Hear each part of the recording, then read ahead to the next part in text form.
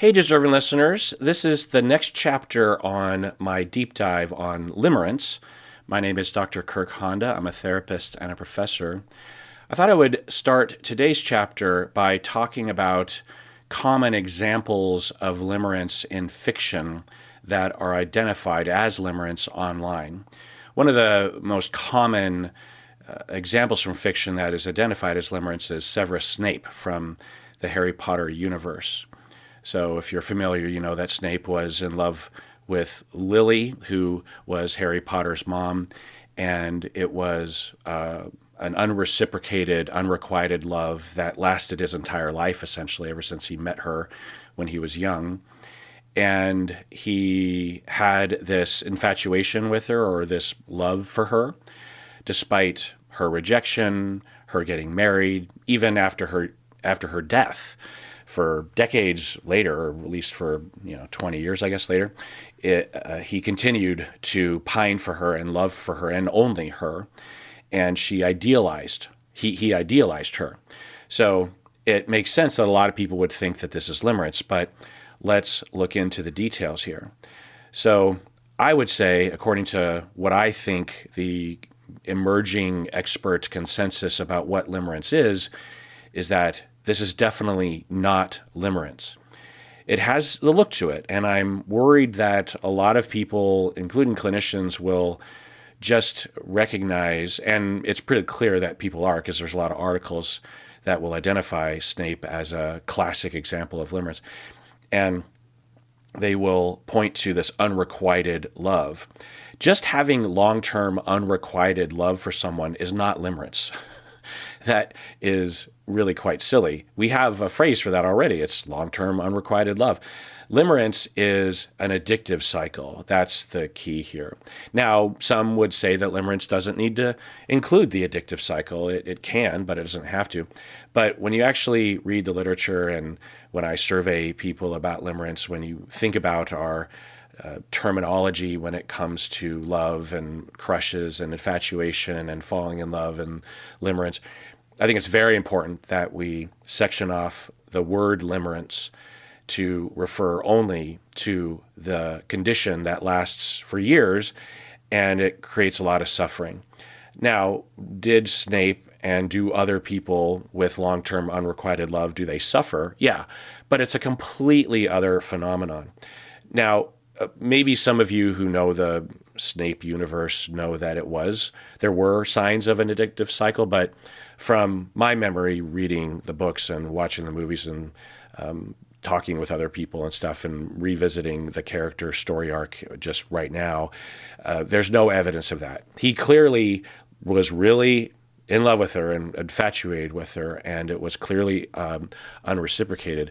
But the other major element that is universal to limerence, as I think the emerging consensus would define limerence as, is that the limerent person will make up evidence of reciprocation to give them that high that they seek in the addictive cycle. And we don't see that with Snape. Snape doesn't have any illusions about Lily secretly loving him or that sort of thing. Plus, after she dies, it's sort of irrelevant, right? And he continues to pine for her or continues to have feelings for her. Now, what people will say is like, well, something was wrong with Snape, right? Something was going on there. What do we call it? Well, we don't have to pathologize it. We have language. We have one of the most diverse languages of English. In English, we have.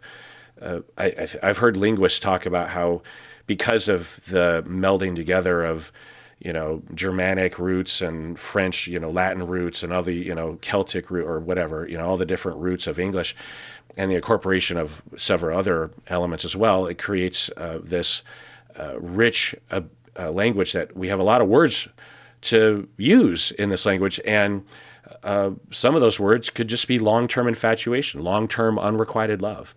Now, what was wrong with Snape? What if he were to come into therapy, how might he be conceptualized? Well, he clearly had some childhood issues, right? Some relational traumas, even bullying, right, in his family and society, whatnot.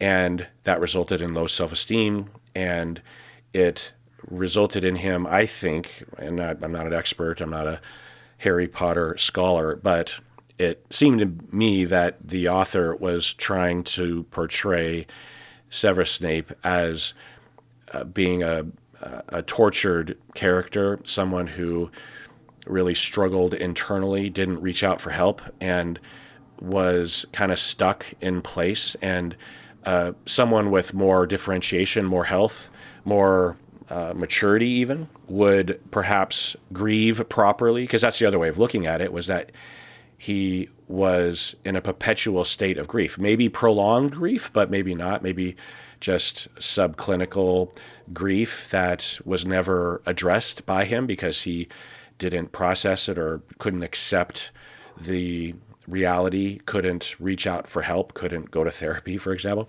But also just stuck in this place of infatuation and not moving on. Most people, I would hope, would start dating other people. Snape seemingly didn't, right?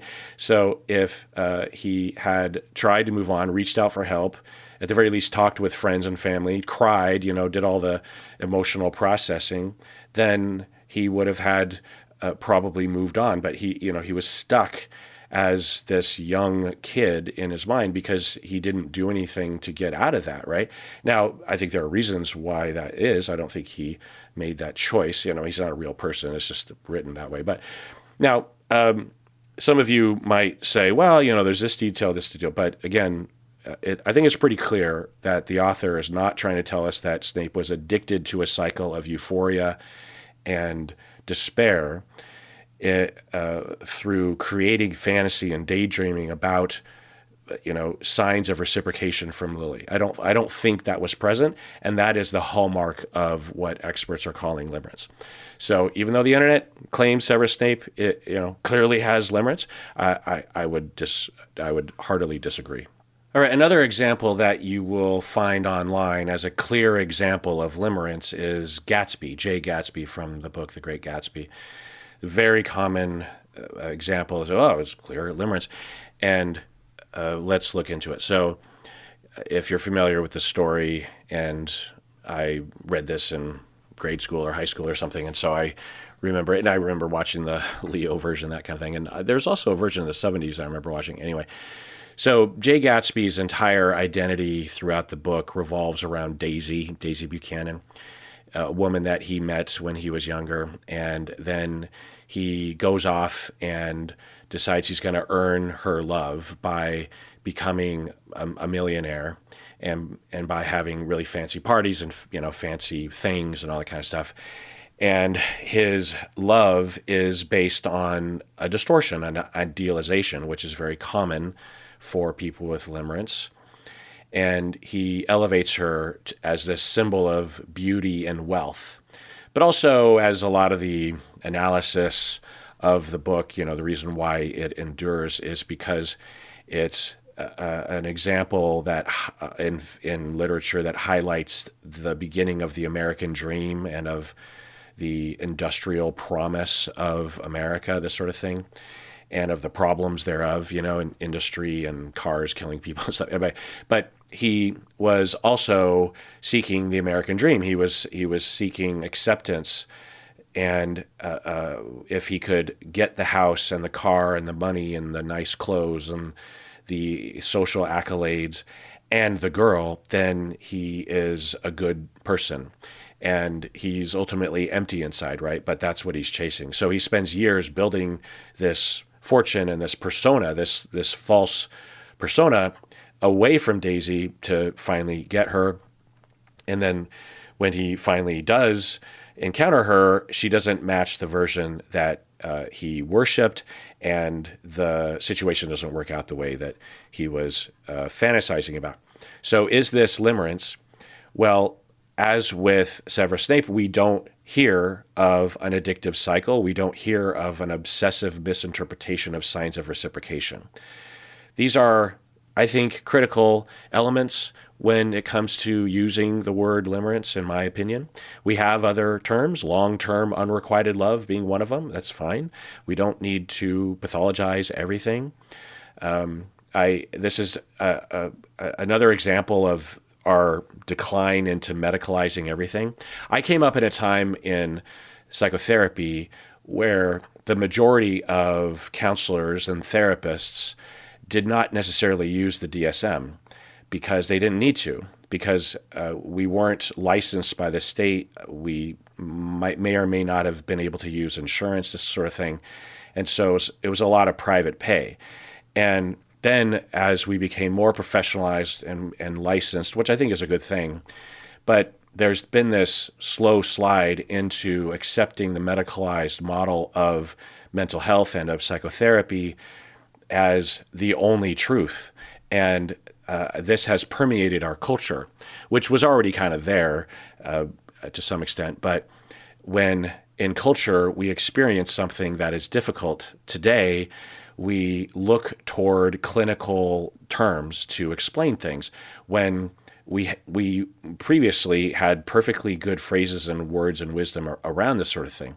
And there's a whole thing like about William James and philosophy and about whether psychotherapy and counseling should even be medicalized at all, right? And I'm fully on board with that debate and understand both sides to some extent. But anyway, but the non-medicalized portion of the debate is being completely eclipsed. I just don't even hear people talking about it anymore. It was a lot more present in my early career. Anyway, so with people in society today, if someone is, for example, lying to you, instead of just saying, "Oh my God, they're lying," we will use the word gaslighting, which is a clinical term.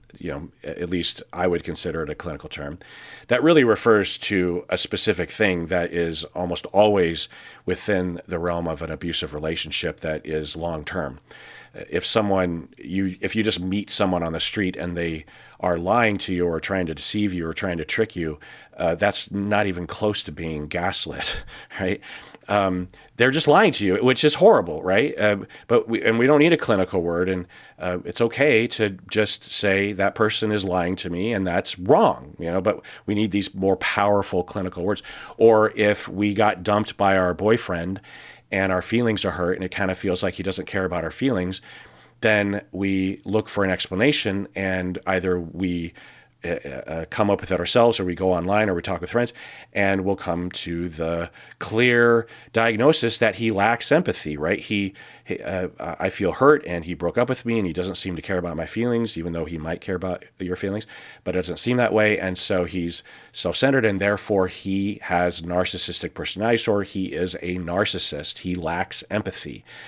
Now, he might, but most of the time when I hear people talking about this sort of thing, there's no evidence of it. So the same is true about limerence. When people are suffering from long-term or even short-term intense unrequited love, then we go online, or we look in our heads, or we Google things, or we ask around, and we're looking for answers. And for whatever reason, non-medicalized, non-psychiatric, non-clinical sounding language doesn't satisfy people anymore. They want some label. If your friend said, "Well, it sounds like you have unrequited long-term infatuation or love for someone," but for some reason that doesn't help people. It makes them feel like, well, what? I'm just, it's all in my head, or it's all normal or typical or something. This feels clinical to me. It feels severe. It feels like something's wrong here. And the public and some clinicians will equate the DSM or even the broader clinical language as the realm of the wrong, right? That it's like, if something's wrong, then there must be a clinical label for it. Whereas a lot of suffering, a lot of wrong things in life are just wrong. And it's okay. If you're Severus Snape, and you're suffering for decades with long-term unrequited love and low self-esteem and trauma about bullying and stuff, like that is suffering to that potentially the highest degree. I mean, if you understand the story arc of Snape, you understand that was a miserable, miserable life, right?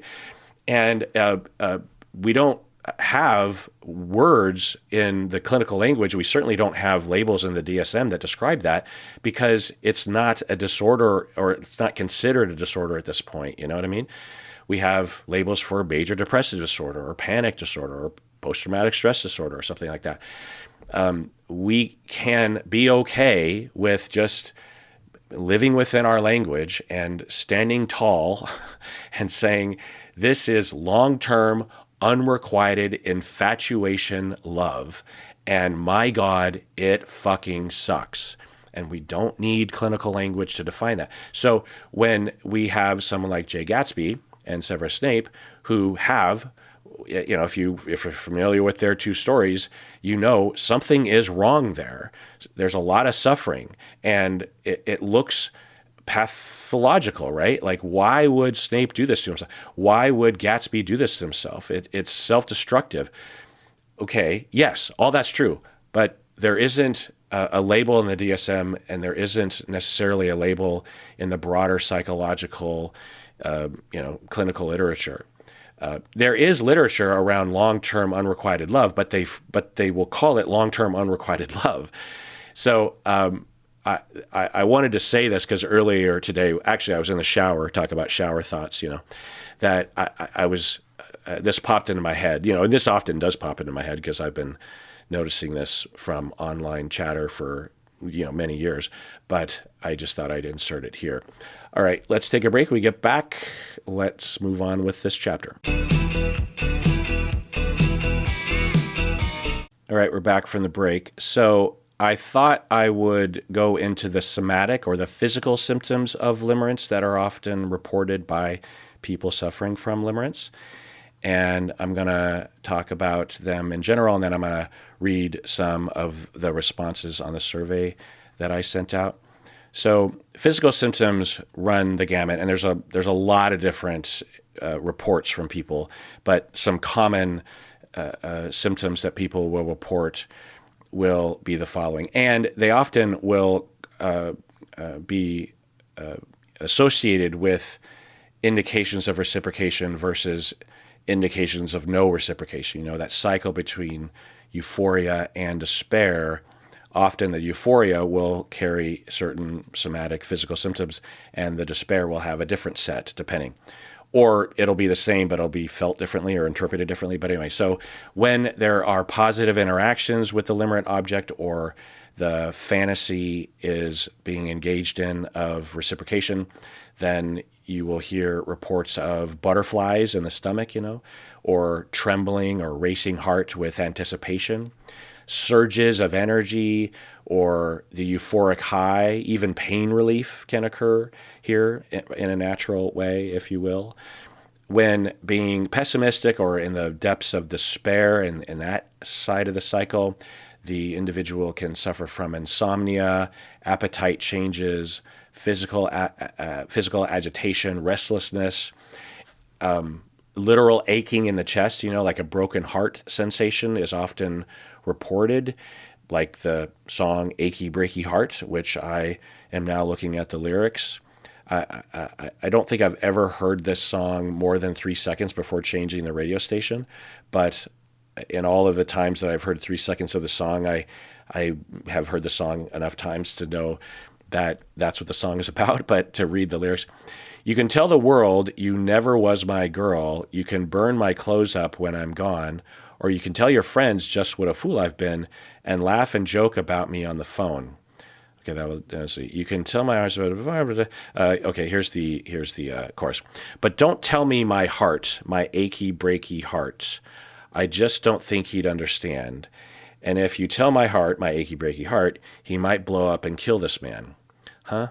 What is that about? Anyway, it's about achy breaky heart. That's what I remember, and that is but one of millions of examples in art and in song and in rom-coms and in other art that will reference this experience of having a broken heart, having your heart literally hurt. We use that as a metaphor in a way, but also it seems to have emerged in language because that's where we manifest our emotions, the heartbreak of unrequited love or of being rejected by a romantic figure. All right, going to my survey, here are some common types of responses. This person says, blushing when I saw them, and also butterflies in my stomach. So those are, physiological symptoms.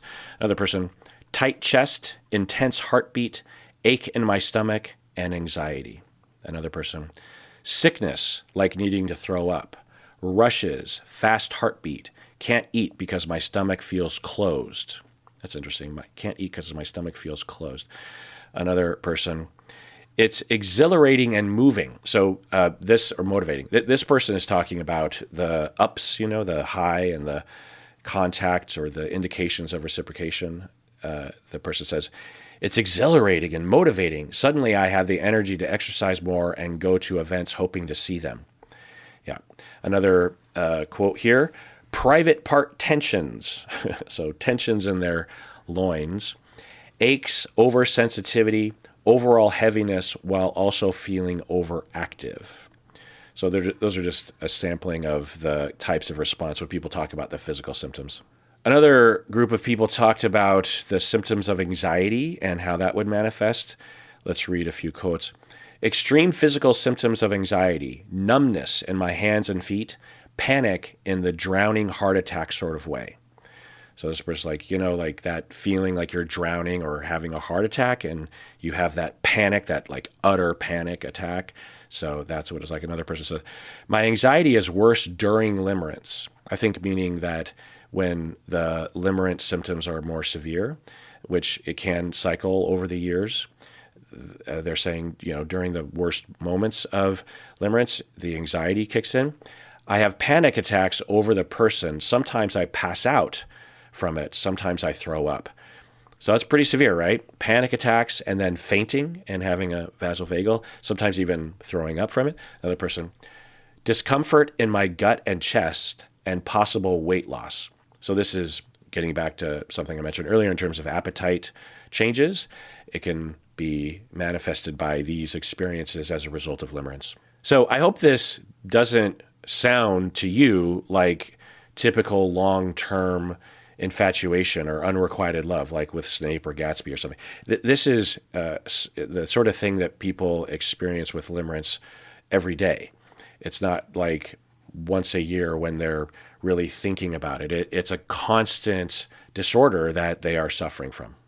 A group of people also talked about how their loins, if you will, how their sexuality, how their libido was engaged during the limerence. And they say, my libido was also very high. I truly felt like I was going to die if I didn't have sex with the person. Another person, sexual longing, exhaustion, and hyperactivity. So they're talking about three different things, but they're mentioning the longing to have sex with the person. Another person, heightened sexual arousal. So there were a lot of people talking about how they would, in limerence, as they are having a high, whether maybe the coworker that say the limerent object is a coworker and the coworker smiled at them or something, and they interpret that as like, oh, that means that they really love me. Then you experience this high, and for many people that can just increase a lot of things going on in their body, including sexuality and libido. And of course, the libido wants to be directed at the limerent object, but sometimes it can be, sublimated to someone else or even themselves, that sort of thing. So as I was saying, a very common report from people with limerence is a chain in the pest, is a pain in the chest, and some quotes here. A physical pain in my chest. So another person, literal heartache. You'll hear that from people. It's like it was literally aching in my heart. Another person, physical pain in my chest from sorrow, headaches from crying. So these are during the moments of inability to get the high from the imagined reciprocation.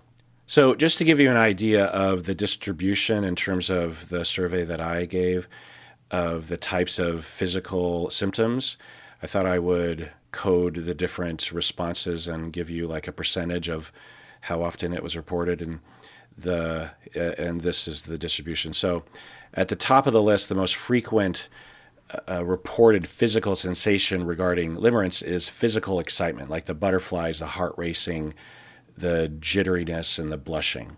So this is like the anticipatory sort of physical reactions that maybe a lot of us might be able to identify. But again, remember that this is years long. This isn't just at the beginning. Someone, the average in terms of what I found on my survey was somewhere around 4 years, 1 to 7, 8 years was the most common clump of length of time, often 3+ years. So imagine having butterflies, heart racing, jitteriness, blushing every time you saw them, every time you thought of them, that sort of thing. So 90%, so very, very common. Another very common, about 70% of people talked about having physical pain somewhere, right, in their heart or somewhere, a headache, this kind of. About 60% of people said they felt euphoria or manic energy.